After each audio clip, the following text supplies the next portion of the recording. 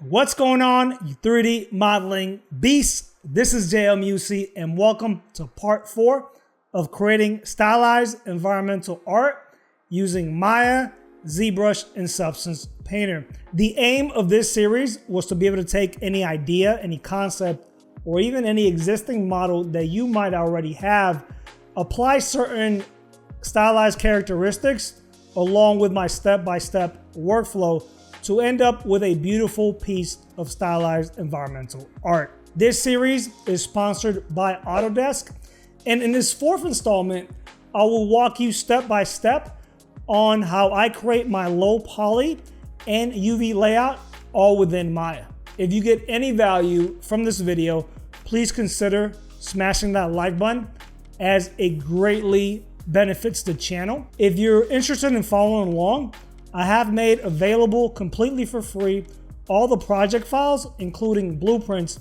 and you could access those files by following the instructions right here.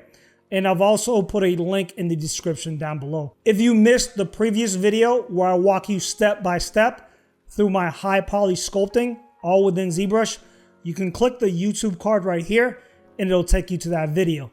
Without further ado, let's get started. Let's clearly define what the low poly actually is. The low poly is the final production mesh that is going to be UV textured, rigged, and animated, and then taken into a game engine to be rendered in real time. Something that you have to keep in mind when creating this final production mesh, which is essentially your low poly, is that both the poly count and the texture resolution are both resources that have to be optimized in order for assets to be rendered in real time within a game engine. In this first part of the video, we will focus on creating the low poly through a variety of different techniques. I do want to talk a little bit more about the specifics of the poly count. The poly count is actually a moving target. And for that reason, I'm not going to be focusing on a specific number that you must hit for assets like this. I'm going to give you some guidelines that you could basically adjust depending on the requirements of your specific production. If we take a look at this example, this is exactly what I mean about the poly count being a moving target. So right now we're looking at this evolution of the game model of Lara Croft from the Tomb Raider series. You see through different console generations that Lara's poly count has been greatly increased, as well as the texture resolution.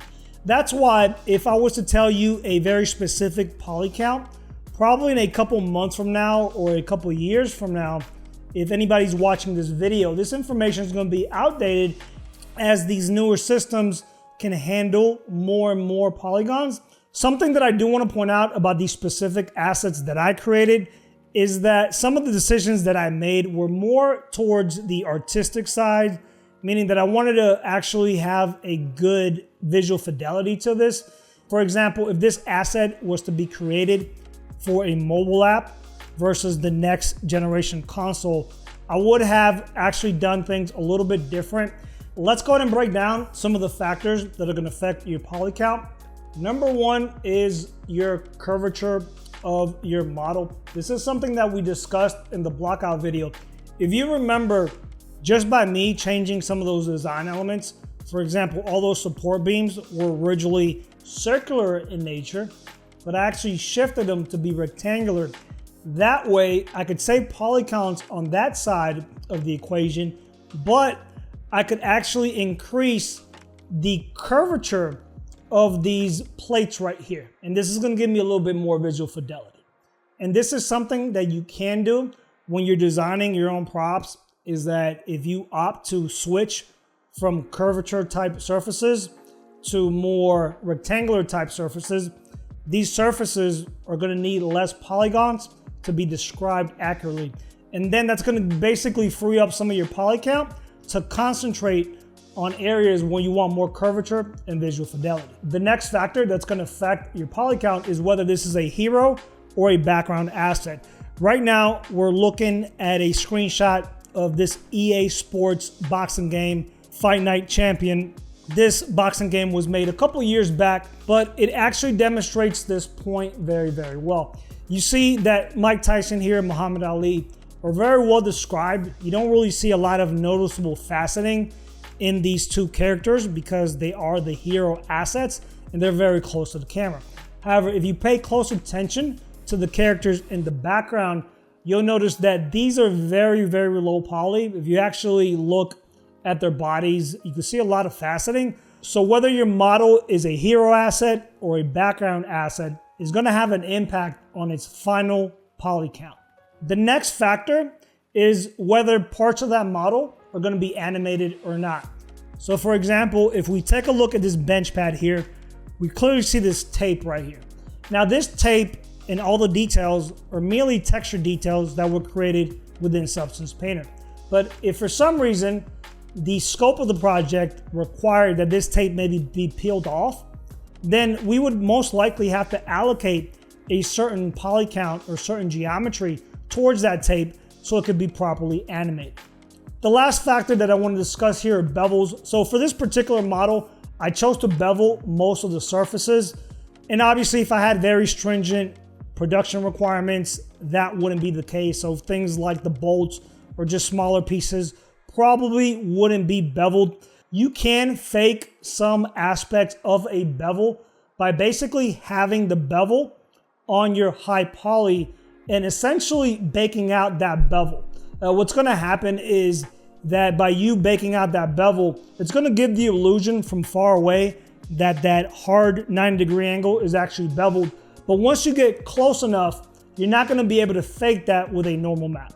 So even though that bevel is going to be represented in your low poly, if you zoom in close enough, it's not going to break silhouette. And that's why I opted to actually include smaller parts with bevels in this model, because I wanted to get in fairly close and still show off that bevel within the silhouette. However, if my production had a very stringent requirement for this, I would scrap a lot of these bevels and choose to bake them out instead. Let's go ahead and move on, and I want to cover my low poly production workflow. I'm going to focus on these 4 key steps. The first part in my workflow is that I want to make sure that everything matches, meaning that the high poly and the low poly are very close within silhouette. And if these two meshes are very close within silhouette, this is going to avoid a lot of baking issues down the line when we jump over to Substance Painter. So what I'll do is I'll import the high poly, the decimated high poly from Zbrush, and I want to make sure that this low poly matches. Since we did a pretty good job with the pre-production, creating blueprints, and there wasn't a big shift from the high poly to that original blockout, most of these pieces are going to require very minimal adjustments. Since I strategically left that bevel history all within the blockout phase, it's very easy for me to go in, and since we mainly worked on the edge detail within Zbrush, I can go within that bevel history, adjust that bevel width to very closely have the high poly match the new low poly mesh. So you see that a little bit of planning with this bevels is going to go a long way. However, if we do take a look at this bench pad here, as far as the high poly, this had a little bit more of a dramatic change in the silhouette, as we did do a lot of sculpting details here within the wrinkles. So for that very reason, we're not going to be able to adjust this very easily. So what I'm going to do is actually do a process called retopology. This process of retopology is basically going to entail me setting up the high poly as a live surface, and then within the modeling toolkit of Maya, we have a quad draw feature which essentially will let us trace new topology on top of this high poly mesh. However, that doesn't mean that we always have to start from scratch when we retopologize, since the blockout and that high poly are still kind of close within the silhouette. When that high poly is set to a live surface, I could actually select the blockout bench pad, and then if I scale out slightly, even doing control middle mouse click, that's actually going to expand and push along the normals. But you see how this mesh, just because we have the Retopology and the quadra setup is automatically going to snap to that new high poly reference mesh that we're seeking to essentially trace on top of. For the sake of time, I'm not going to cover every single function within Quadra to be able to retopologize. If you want a deeper look into this process, you can check out the video right here, which is a full video dedicated to complete retopology all within Maya. The next step within my low poly creation workflow is to reduce. The goal here with this reduction phase is similar to what we did when we actually decimated this high poly within Zbrush. And that is going to be to reduce the poly count as much as possible while preserving most of the visual fidelity of this model. And a big part of this reduction phase is actually going to point back to earlier in the video in the fact that there are certain factors that are going to affect your poly count.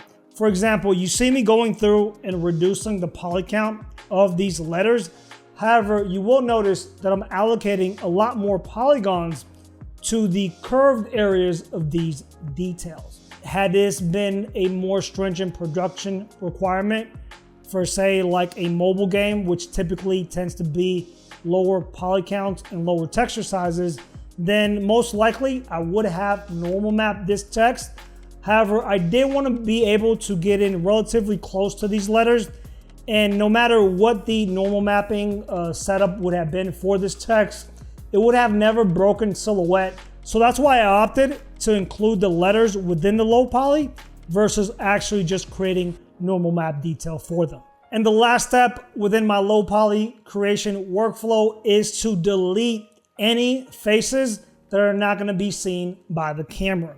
So I'll go through and I'll delete all these faces that are basically intersected within the model that the viewer is never going to see. I'm also going to delete any faces towards the bottom of the model, as I'm planning to have a floor plane there and the viewer is never going to see those faces from underneath. This marks the end of the low poly production. Before I move over to the UVs, I do quickly want to point out that you'll see me posing some of these props into place. This is because I'm opting to do the final renders within Substance Painter using Iray. However, in a full production pipeline, most likely all these assets are going to be essentially just modeled separately in pretty much a neutral pose. And then when taken into the final game engine, that's when they'll actually be basically duplicated and spread out through the environment. Before I start breaking down my UV layout process, I do want to show you this high poly mesh here. This is the mesh from Zbrush, and we're essentially going to extract all these details, all these high poly details from this high poly and transfer them to the low poly we just created. Anytime that you go through a baking process, it's most likely going to rely on a set of UVs. If our UVs are wasting a lot of space within the UV layout, meaning there's a lot of blank areas of the UV map because we didn't lay out these UV islands correctly, what's going to happen is that we're going to need a much larger texture resolution due to that wasted UV space. That's why for my UV layouts here, I'm going to shoot for a UV efficiency of about 70. That doesn't mean that I can't dip below that, but that is the standard that I'm shooting for, meaning that 70% of this UV layout is actually used. The first part within the UV workflow, before I start thinking about anything layout related, is to actually break up everything into its own individual shells. And for this, I'm going to use the 3D Cut and Sew tool. I strongly recommend that you set a custom shortcut for this with your keyboard so you can quickly access your tool. This tool saves a lot of time because you could interactively cut out most of your UV shells within the 3D viewport versus going back and forth between the 3D viewport and the UV layout view. Once I have all my shells separated, the next thing that I'll do is I'll go through a straining phase where I'll strain all the UV shells that need to be strained. And also I want to make sure that the orientation on these is relatively straight. And you can do this very quickly. If you select a straight edge, you can use the orient edges function within Maya to quickly set this to a 90-degree edge. That's because if you had a strip of a UV shell, it actually would take exponentially more space at a 45-degree angle versus a 90-degree angle. So anytime that you can straighten up these shells pretty much up and down, they're gonna stack a lot better and they're gonna be a lot more UV efficient. Once I've created every single shell, made sure that everything's unfolded, distortion free, and also aligned either perpendicular or horizontally, the last part of this is to create my final UV pack. I do use a combination of the UV layout tool within Maya, as well as manually packing my shells. I noticed that the automatic UV layout tool within Maya does a phenomenal job when packing relatively square or rectangular strips, but I actually find more awkward results when I'm packing irregular or curved shells. That's why I opt to use a combination of both. When creating my manual leg of the pack, the way that I like to wrap my head around it is how you would normally pack a moving truck. So if you had, for example, a living room that you were looking to move, you would most likely pack the sofa, the TV, and then you would take those smaller boxes, place them at the very end of the loading process within that truck. And this is a very similar packing workflow or analogy that I like to use. So I like to take those larger UV shells and start packing them in first towards the corners of my 0 to 1. And the other thing that I like to implement is actually start creating my own little square. What this allows me to do is that if for some reason I have pretty much a clear buffer all the way within my UV tile, is take the pivot of the scale tool using the UV toolkit, easily snap it to the corner of my UV tile. And if I have essentially that margin of space within my UV tile, I can scale all those shells at one time, ensuring that I have no wasted UV space. So I decided to break this up into 4 UV sets here. And my goal of getting over 70% UV efficiency was mainly achieved. And these UV statistics can be found right here if you're looking to see how efficient your UV layout is. The last thing that I do want to point out about this particular UV layout is that I am utilizing overlapping UVs for some of these assets. For example, these plates right here, the only unique texture detail is basically going to come from this one plate. And since it's overlapping, it's actually going to project to all the other plates within this scene. This is going to allow me to essentially texture one plate and have this detail be repeated throughout my scene. The only drawback for this is that I'm not going to have unique texture detail on this, and essentially every single plate is going to share that same exact texture detail. So this is something that I'm keeping in mind, and you'll actually see me rotate some of these plates in different positions. So this shifting and rotation of these weight plates is going to make the fact that these texture details are repeatable a little bit less noticeable. The last thing that you'll see me do here is assign different materials per texture set within Maya. And these different materials that I'm assigning here are going to correlate to texture sets within Substance Painter. So it is very important that you put a little bit of thought of how you organize these different materials, as they are going to be the backbones of your texture sets within Substance Painter. And that is a condensed version of my UV layout workflow for creating game assets. If you want to check out the 5th and final video in this series, where I walk you step by step on how I create my stylized textures, all within Substance Painter, you can check out the video by clicking the YouTube card right here. Thank you so much for tuning in to part 4 of creating stylized environmental art using Maya, Zbrush, and Substance Painter. If you got any value from this video, please consider smashing the like button, as well as subscribing to the channel if you want to get notified when more videos like this are released. I would love to hear feedback about the video in the comment section down below, as well as any particular workflows that you have for creating your own low poly meshes, as well as your UV layouts within Maya. That's all the time that I have for you folks. Thank you so much for tuning in. And until we meet again, I will catch you next time.